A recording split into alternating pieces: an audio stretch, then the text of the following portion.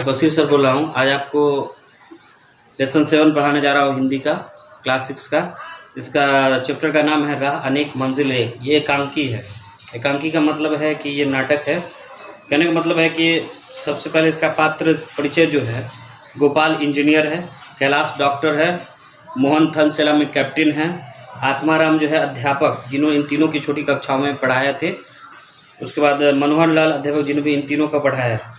राकेश आत्मा का 10 वर्षीय पुत्र है। स्थान जो है आत्माराम के घर के बाहरी कमरा, जिसमें एक बड़ी चौकोर मेज पड़ी है, जिसके 3 और 2-2 कुर्सियां पड़ी है। एक कुर्सी को छोड़कर सभी के सामने मेज पर चाय, एक एक खाली कप प्लेट में रखा हुआ है। आत्माराम एक कुर्सी पर बैठे हुए, मनोहर लाल का आगमन होता है। आत्माराम खड़े होकर, नमस्कार, आइए बंधु विराजिए, मतलब बैठ जाइए। मनोहर लाल एक कुर्सी पर बैठ जाते हैं। उनके बैठ जाने पर आत्माराम भी बैठ जाते हैं। फिर मनोहर लाल बोलता है, कहिए आत्माराम जी।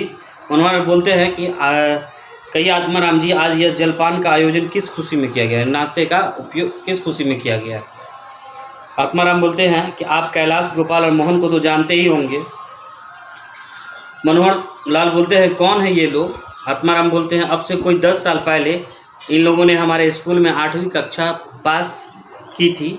मनोहर लाल, कहीं गोपाल वही तो नहीं जो अक्सर कक्षा में प्रथम यानी फर्स्ट आता था। आत्माराम, हाँ वही कैलाश, और मोहन उसके सहपाठी थे, दोस्त थे। मनोहर लाल, कैलाश भी तो पढ़ने में बहुत तेज था ना। आत्माराम, हाँ आप ठीक समझे, कैलाश और गोपाल में 1-2 अंकों का ही अंतर रहता था। राकेश एक प्लेट में कुछ बिस्कुट आदि लाकर मेज पर रखता है। मनोहर लाल को हाथ जोड़कर प्रणाम करता है। राकेश बोलता है, गुरुजी प्रणाम।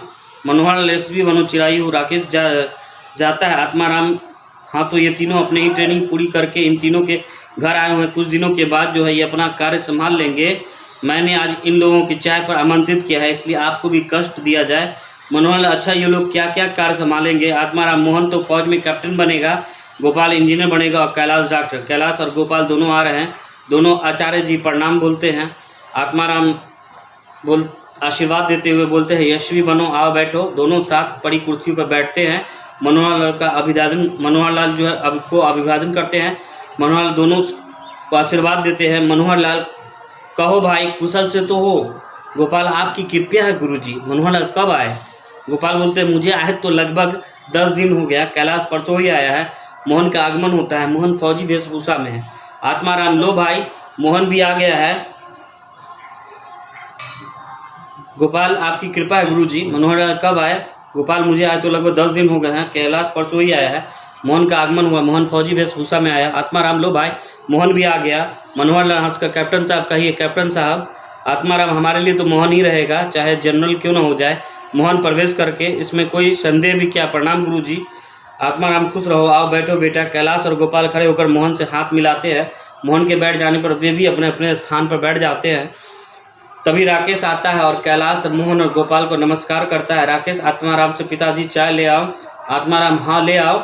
मनोहर लाल, हाँ तो गोपाल बाबू, तुम्हें नौकरी पर कहाँ जाना है। गोपाल, दक्षिण भारत में एक स्थान पर बांध बन रहा है, मुझे वहीं जाना है। आत्माराम, बड़ी दूर जाओगे भाई। गोपाल, गुरुदेव आप ही तो कहा करते हैं कि सब भूमि गोपाल की, यानी सारा ज़मीन जो है, सारी धरती जो है वो गोपाल की है, कृष्ण की है, फिर सारा भारत ही अपना घर है। मनोहर, तुम्हारा नाम भी तो गोपाल है। सब हंसते हुए। फिर राकेश आता है। राकेश बोलता है, पिताजी चाय ले आओ। आत्माराम, हाँ ले आओ। तो मनोहर लाल, हाँ तो गोपाल बाबू, तुम्हें नौकरी पर कहाँ जाना है। गोपाल, दक्षिण भारत में एक स्थान पर बांध बन रहा है, मुझे वहीं जाना है। ये इसलिए मैं दोहरा रहा हूँ दोबारा कि बड़ी दूर जाओगे भाई। गोपाल, गुरुदेव आप ही तो कहा करते हैं सब भूमि गोपाल की, फिर सारा भारत ही अपना घर है। मनोहर, तुम्हारा नाम ही तो गोपाल है। सब हंस रहे थे। हंसते हुए आत्माराम, गोपाल, मुझे तुम्हारी इस भावना से बड़ा सुख मिलता है। राकेश ट्रे में चाय लेकर आता है। चायदानी केतली मेज पर रख दी जाती है। आत्माराम चाय को प्यालों में डालने के लिए खड़े होते हैं कि मोहन चायदानी लेकर स्वयं ही यह काम करता है। सब लोग चाय पीने लगते हैं। मनोहर लाल, क्यों गोपाल, तुमने इंजीनियर बनना क्यों पसंद किया। गोपाल, आचार्य जी, मैं रोज अखबारों में पढ़ा करता हूँ कि अन्य देश उद्योगों में बड़ी उन्नति कर रहे हैं। हमारे देश में कुशल इंजीनियरों की आवश्यकता है। प्रतिदिन निर्माण के नए नए कार्य होते हैं। बस मैंने तभी से इंजीनियर बनकर अपने देश की सेवा का संकल्प लिया था। लगता है आपके आशीर्वाद से अब मैं देश की सेवा कर सकूंगा। आत्माराम ठीक है। कैलाश अच्छा, कैलाश तुमने डॉक्टर बनना क्यों पसंद किया? कैलाश गुरुदेव बचपन में हम एक कहावत सुनी थी। आत्माराम बोलते हैं कौन सी? कैलाश जाके पाँव न फटी विवाई, यह क्या जाने पीर पराई। आत्माराम हाँ फिर गुरुजी एक बार मैं बहुत बीमार पड़ा, तब मुझे अनुभव हुआ कि रोगी को कितना पीड़ा होती है, डॉक्टर कितनी सहानुभूति से रोगी का इलाज करता है। मोहन तो तुम्हारी बीमारी ने तुम्हें डॉक्टर बनाया। कैलाश हाँ एक बात भी है, एक बार गोपाल बहुत बीमार हुआ था, मुझे इसकी सेवा करने का अवसर मिला। इसकी तमीरदारी एवं सेवा में बड़ा सुख मिलता था। बस तभी से मैंने निश्चय कर लिया कि डॉक्टर बनूंगा और अपने देश के रोगे भाइयों का इलाज करने की सच्ची सेवा करूंगा। आत्माराम तुम्हारी नियुक्ति कहाँ हुई है? कैलाश एक गाँव में। आत्माराम तुम गाँव में रह सकोगे, वहाँ जाना तुम्हें बुरा तो नहीं लग रहा है? कैलाश गुरुदेव यह आप क्या कह रहे हैं? मुझे प्रसन्नता यानी खुशी होगी कि मुझे गाँव में अस्पताल का इंचार्ज बनाया गया है। गाँव में ही जाकर मैं तो जनता जनार्दन की सच्ची सेवा करूँगा। आत्माराम तुम ऐसा मानते हो? कैलाश ये बहुत अच्छा है, सब लोग चाय समाप्त करते हैं। मनोहर लाल मोहन तुमने फौज में जाना क्यों स्वीकार किया? मोहन यह तो आप जानते ही हैं कि पढ़ाई लिखाई में कभी बहुत आगे नहीं रहा, हाँ बहुत पीछे भी नहीं रहा, पर खेल कूद में सबसे आगे रहा, खेल कूद में सबसे आगे रहा। अब आइए आत्माराम, याद नहीं कितने ही दौरों में इस जिले में सर्वश्रेष्ठ धावक का पुरस्कार मिले थे? मनोहर हाँ मुझे ध्यान है। मोहन जब मैं इतिहास में भारत और विदेशियों के आक्रमण की कहानी पढ़ता था तब मेरा खून खौलने लगता था। मैंने निश्चय किया मैंने सेना में भर्ती होऊंगा और अपनी जन्मभूमि की रक्षा में मिट जाने का कल्याण मानूंगा। मनोहर लाल यह तो बड़ी ही पुनीत भावना है, तुम लोगों से मिलकर आत्मा को बड़ा सुख मिला। तुम जैसे युवक की तो आज देश की आवश्यकता है, तुम लोग अलग अलग रूप में देश की सेवा करो। आत्माराम हाँ तुम्हारी राय अवश्य अलग अलग है, पर मंजिल एक है। क्या है मंजिल? देश की सेवा। कैलाश विश्वास कीजिए आचार्य जी, हम ऐसा कोई भी काम नहीं करेंगे जिससे आपके नाम को बट्टा लगेगा। आत्माराम हम लोगों को तुमसे यही आशा है। मनोहर आज भारत माता को ऐसे युवक की आवश्यकता है जो मिलजुल कर रहे, सच्चे दिल से देश की सेवा करे। आत्माराम अच्छा, पर जब कभी इधर आओ मिलना अवश्य। ईश्वर की कृपा से तुम खूब उन्नति करो। गुरुजनों प्रणाम करके जाते हुए हैं। फिर पर्दा नाटक का क्या होता है? गिर जाता है।